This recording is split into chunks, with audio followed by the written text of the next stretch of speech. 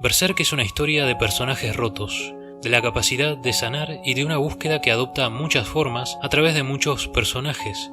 Sus páginas comprimen el horror al igual que los muy pequeños, aislados, buenos momentos. Pero reparemos hoy en el susodicho horror. Mientras que el mismo puede adoptar muchas formas en Berserk, hay una que persiste a través del desfile de vísceras y muerte, el abuso sexual, una constante que comparten los tres protagonistas de esta historia, siendo Guts, Kiaska y Griffith, es justamente la de haber sufrido un abuso de las características mencionadas, y mientras que parece reduccionista reparar en la mecanicidad y violencia de un acto semejante en un mundo como el de Berserk, con miras a elucubrar algo de subtexto más allá de ello, creo que no deja de ser interesante el intento. Genuinamente creo que mientras que la naturaleza de todas ellas se comprende en la misma pulsión tanática y erótica, la disposición de los personajes frente a las mismas nos habla mucho de ellos. Desde Guts rechazando el contacto ajeno que evoca su abuso sufrido de niño y cerrando su corazón, hasta Kiaska aceptando su destino, hasta que el estoque de Griffith le ofrece una oportunidad para tomar una decisión por su cuenta. Mientras que en ambos casos estos traumas nunca abandonan a estos personajes, son cicatrices que señalan la búsqueda de superación y fortaleza,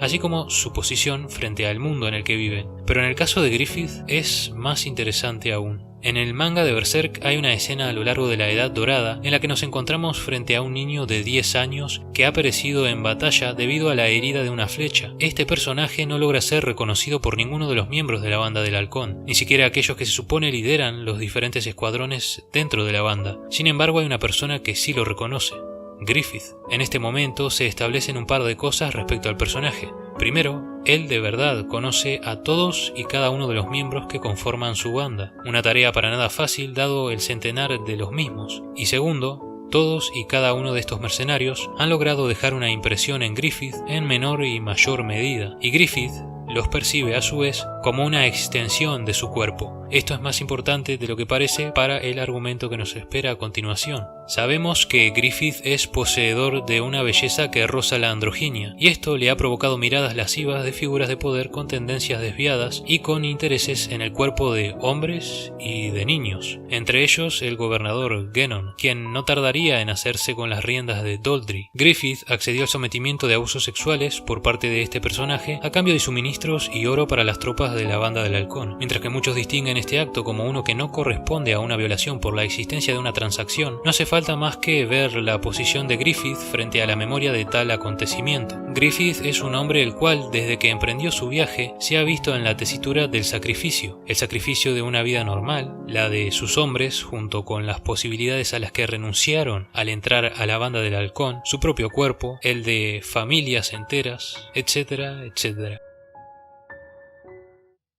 En el eclipse, Griffith debe hacer un último sacrificio, la vida de sus hombres. Esto es el equivalente a la renuncia de su propio cuerpo, su carne y su sangre, su humanidad. Recordemos lo expuesto en la anterior escena. La banda del Halcón es una extensión del cuerpo de Griffith, el músculo que impulsa sus sueños, y él, la mente detrás del cuerpo. Después de todo, en palabras de Griffith, el dueño del Behelid está destinado a obtenerlo todo al intercambiar su carne y su sangre, y en someros términos es lo que pasó. Con lo dicho, es interesante ver el foreshadowing o anticipación al futuro que se nos deja ver en la escena donde Griffith ofrece su cuerpo a cambio de combustible para que la maquinaria de su sueño siga en funcionamiento, casi como un guiño de ojos pícaros ante el inevitable advenimiento del eclipse. Era inevitable por la causalidad, pero yo me atrevería a decir que también era inevitable porque Griffith es el Griffith de esos pequeños momentos, esos mementos que nos hablan más de él de lo que parece. Y así, de la manera en la que estos personajes encaran su abuso, es que entendemos las sutilezas del viaje, el despiadado sacrificio de Griffith, la bestial postura de Guts frente a las inclemencias de un mundo cuya maldad se puede enmarcar en la banalidad del mal, y Kiaska, quien solo ha sido capaz de superar el trauma a través de la cooperación de un segundo que le entregue la oferta de luchar por una segunda oportunidad. En ambos casos, Kiaska yacía indefensa, y aunque por su propia cuenta logró salvarse, sin la intervención de terceros nunca lo hubiera logrado. Este trauma trama persiste a través de la historia y vuelve a entrar en escena, repitiendo formas,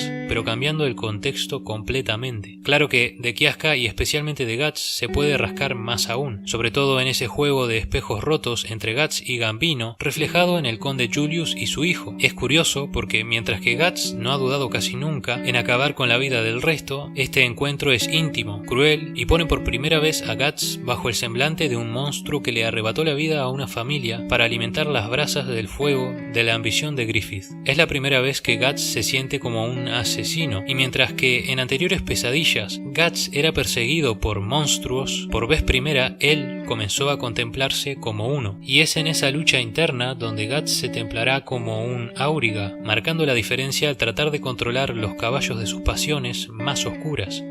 Aunque, claro, nadie en este mundo podría lograr un cambio solo, ni hombres ni dioses. Muchas gracias por ver.